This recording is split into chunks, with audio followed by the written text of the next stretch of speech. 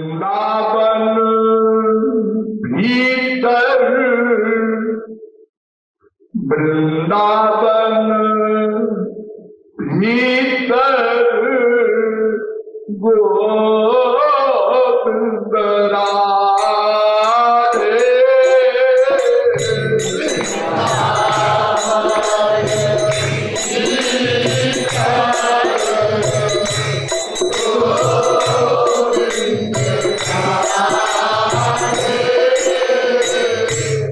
दिव्य चिन्मय वृंदावन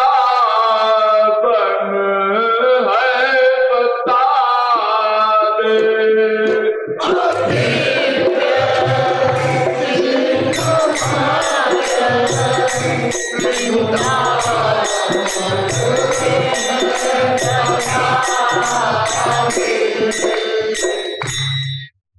ये जो वृंदावन आप लोग देखते हैं, ये प्राकृत वृंदावन है। ये आपका अनुभव भी कहता है, अर्थात पंच महाभूत का बना हुआ है। इसकी पृथ्वी, जल, तेज, वायु, आकाश, वृक्ष सब कुछ प्राकृत है। इसलिए यहाँ जो लोग आते हैं और उनसे यहाँ के महात्मा लोग, ब्रजवासी लोग जो बताते हैं वृंदावन ऐसा है और आज भी यहाँ श्यामाध्यान निवास करते हैं, सेवा कुंज में नित्य रास होता है।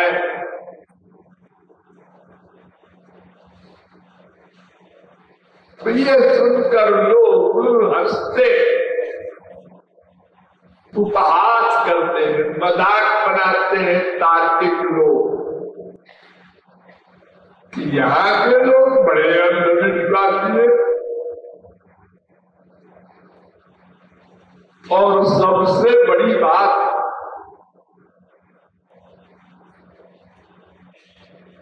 जो लोग ऐसी बातें करते हैं जिसका कोई प्रमाण नहीं दे सकते। रात में कोई सेवा कुंज में न जाए क्योंकि वहां रात होता है। बाहर के लोग कहते हैं क्योंकि अगर रास होता है तो कोई बुरी चीज है रास। अरे भगवान का ही दर्शन दुर्लभ है, फिर रास अगर देखने को मिल जाए फ्री फंड में तो ये तो कोई बुरी चीज नहीं है। क्यों रात को रोकते हैं यहाँ के ब्रजवासी? और ये भी सुना जाता है कई हठीले रात को वहां चुपचाप रह गए थे और वो बाहर आके बताया उन लोगों ने, हमको तो कुछ नहीं दिखा। और फिर एक और आश्चर्य कि हम इतिहास में जो पढ़ते हैं महाराज सुगा था, उसमें तो करोड़ों गोपियां थी और उतने श्री कृष्ण थे। और यहाँ का सेवा कुंज तो 1000 आदमी खड़े नहीं हो सकते, छोटा सा है, उसमें भी तमाम वृक्ष है। जो रास की जगह बनाई गई है वो तो थोड़ी सी छोटी सी जगह है। इत्यादि बातों का लोग खंडन करते हैं और यहाँ के निवासियों का मजाक बनाते हैं। तो देखिए यहाँ का जो ये वृंदावन है, ये वो वृंदावन नहीं है जहाँ श्री कृष्ण आए थे, रहे थे और लीलाएं की थी। ये तो बहुत छोटा सा है, वो अनंत मात्रा का ब्रज होता है। और कोई चीज सीमित नहीं है वृंदावन। वहां कोई सिद्ध महापुरुष भी जा नहीं सकता, देख नहीं सकता। जो माधुर्य भाव के अधिकारी महापुरुष है, छठी भावना वाले, उनको अधिकार मिलता है। महालक्ष्मी का प्रवेश नहीं है, ये भी कहते हैं यहाँ के प्रतिवादी और ग्रंथ। तो महालक्ष्मी का प्रवेश नहीं है और आप कैसे रुक गए और रह रहे हैं आप। और सबसे युक्त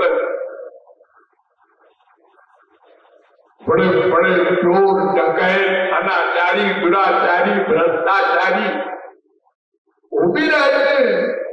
अरे ऐसे ऐसे पुजारी पंडे हैं जो ठाकुर जी का ही सेवन चुरा लेते हैं, मुकदमे चलते हैं। कई जजों ने हमको बताया कि महाराज जी हम तो बड़ी श्रद्धा से गए थे कि मथुरा में ट्रांसफर हो रहा है, बड़ा सौभाग्य है। यहाँ के मुकदमे जब आए वो हमने सुने तो हमने कहा हे भगवान, इससे तो अच्छा है इलाहाबाद कानपुर है। तो वास्तव में ये प्राकृत वृंदावन है, इसी के भीतर है वो दिव्य चिन्मय वृंदावन। और वो अनंत मात्रा का है। वहां अधिकारी ही रहते हैं, जाते हैं, आज भी जाते हैं, लेकिन हर एक नहीं। जो समर्थारती के सिद्ध महापुरुष है, वो मरने के बाद इसी वृंदावन में दिव्य रास्ते थे। श्यामा श्याम के साथ उनकी लीला के रस का आस्वादन करते हैं, ये फैक्ट है। लेकिन इस फैक्ट को न कोई सिद्ध कर सकता है रसना से, न कोई ग्रंथ बोध करा सकता है राइटिंग से। ये तो जब अंतःकरण शुद्धि के बाद किसी को अधिकारी बनने का सौभाग्य प्राप्त होगा, तब ये बात समझ में आएगी, उसके पहले नहीं। लेकिन फिलॉसफी समझे रहिए, इस वृंदावन के भीतर वो वृंदावन है जिसके दर्शन मात्र से योगियों और ज्ञानियों का ब्रह्मानंद उड़ जाता है। दर्शन मात्र से फिर वहां प्रवेश हो और वहां की पृथ्वी, वहां का जल, वहां का तेज सब स्वयं श्री कृष्ण बनते हैं। वहां माया नहीं जा सकती, न तत्र सूर्यो भाति न चंद्र तारकम, नेमा विद्युतो भान्ति कुतोऽयम् अग्नि। श्वेताक्षतरोपनिषद 6:14। वो है भगवान का, श्री कृष्ण का बोलो मथुरा वृंदावन बरसाना आज वेद कह रहा है अनंतेश्वर के लोके ये प्रतिष्ठति केनोपनिषद 4:9 अस्मान् लोकात् उत्क्रम्य अस्मिन्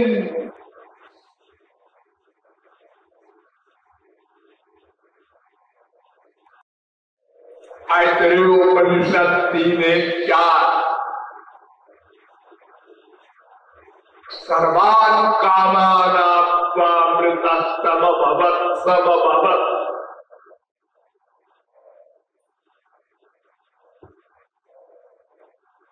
ये मंत्र आत्मबोधोपनिषद में भी है, पहले अध्याय का 7वां मंत्र।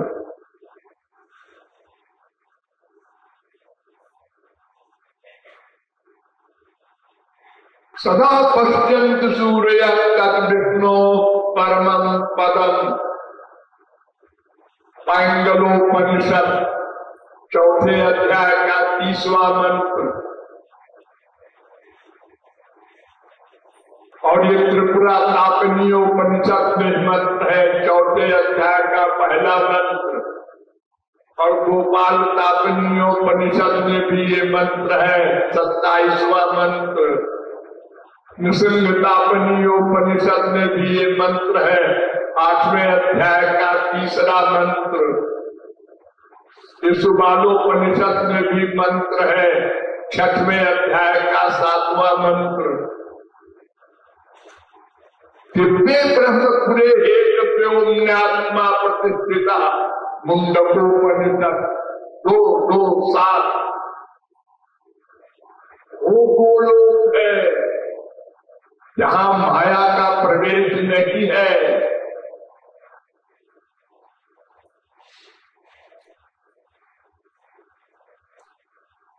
भागवती कहती है न यत्र माया किमुता परे हरे रनुव्रता यत्र सुरा सुरार्चिता 2:9-10 न यत्र सत्वं न रजस्तमश्च न वै विकारो न महान प्रधान 2:17 भागवत। वसंत यत्र पुरुषा सर्वे वैकुंठ मूर्तया 3:15-14 भागवत।